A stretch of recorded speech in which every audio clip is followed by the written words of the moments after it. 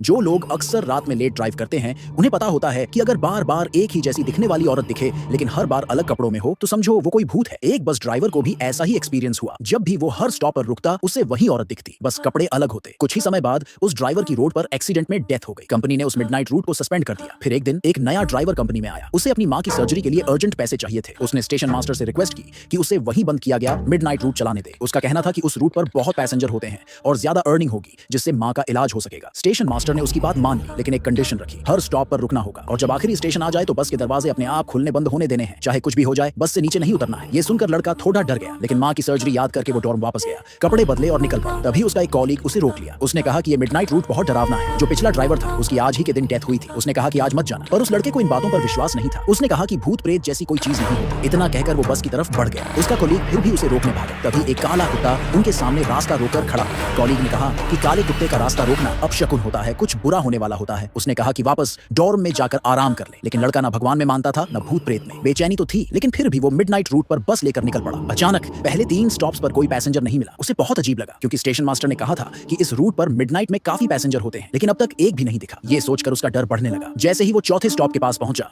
उसने देखा कि स्टॉप के पास एक कब्र का पत्थर रखा है। उसे एक झटका सा लगा और वो डर से कांप उठा। जैसे ही उस लड़के ने बस का दरवाजा खोला बस की लाइट्स बार बार जलने बुझने लगी। तभी एक अजीब सी ठंडी हवा अंदर आ गई। फिर भी वो लड़का 5वें स्टॉप की तरफ बस चलाता रहा। अब सिर्फ 5वां और 6ठा स्टॉप ही बाकी थे। जैसे ही वो 5वें स्टॉप की तरफ बढ़ा उसके कॉलीग का कॉल आया। उसने कहा कि बहुत केयरफुल रहना क्योंकि ठीक 1 साल पहले इसी बस की लास्ट राइड पर एक्सीडेंट हुआ था। ये सुनकर लड़का एकदम नर्वस हो गया। 5वें स्टॉप पर कुछ पैसेंजर पहले से इंतजार कर रहे थे। उस लड़के को कुछ अजीब लग रहा था, लेकिन उसने ज्यादा ध्यान नहीं दिया। फिर जैसे ही वो 6ठे स्टॉप पर पहुंचा देखा कि वहां भी कुछ लोग खड़े हैं। दरवाजा खोलते ही 2 अजीब सी औरतें बस में चढ़ गई। लड़के ने फिर भी कुछ सोचा नहीं और बस आगे चलाने लगा। तभी अचानक एक काला कुत्ता बस के सामने आकर खड़ा हो गया और जोर जोर से भौंकने लगा। उसे याद आया कि उसके कॉलीग ने कहा था अगर काला कुत्ता रास्ता रोके तो कोई अनहोनी हो सकती है। लड़के ने चारों तरफ देखा लेकिन कुछ अनयूजुअल नहीं दिखा। उसे स्टेशन मास्टर की बात याद आई कि स्टेशन के अलावा कहीं नहीं रुकना है। ये सोचकर लड़के ने खिड़की खोलकर कुत्ते को भगाने की कोशिश की, लेकिन कुत्ता वहीं खड़ा रहकर बस पर भौंकता रहा। फिर लड़के ने एक सॉसेज निकालकर उसे फेंका पर कुत्ता फिर भी नहीं हिला। बस में बैठे पैसेंजर भी डरने लगे और बोले कि ये ठीक नहीं है। तभी जो औरत अभी अभी चढ़ी थी वो चुपचाप ड्राइवर के पास आई और खिड़की की तरफ देखकर सिर्फ एक शब्द बोली, भाग जा। ये सुनते ही काला कुत्ता डर कर वहां से भाग गया। लड़के ने नोटिस किया कि उस औरत का हाथ बहुत ठंडा था। औरत ने बस इतना कहा, मुझे थकान और खून की कमी रहती है। लड़के ने ज्यादा सीरियसली नहीं लिया। जब अगला स्टॉप आया कुछ डरपोक पैसेंजर अपना स्टेशन आए बिना ही उतर गए। थोड़ी देर बाद बस में सिर्फ वही 2 औरतें बची थी। लड़के ने एक बार पीछे मुड़कर देखा तो डर के मारे उसके रोंगटे खड़े हो गए। थोड़ी हिम्मत करके उसने पूछा, आपको किस स्टेशन पर उतरना है? औरत ने जवाब दिया, टर्मिनल पर, हम वहीं रहते हैं। लड़के को थोड़ा अजीब लगा क्योंकि टर्मिनल पर कोई रेसिडेंशियल एरिया नहीं था। तब औरत ने बताया कि वे लोग एक झुग्गी बस्ती में रहती हैं जो टर्मिनल के पास है। जब बस टर्मिनल पर पहुंची तो औरत ने अपनी बहन को उठाया और दोनों चुपचाप बस से उतर गई। लड़का बस का दरवाजा बंद करके वापस जाने की तैयारी कर ही रहा था कि तभी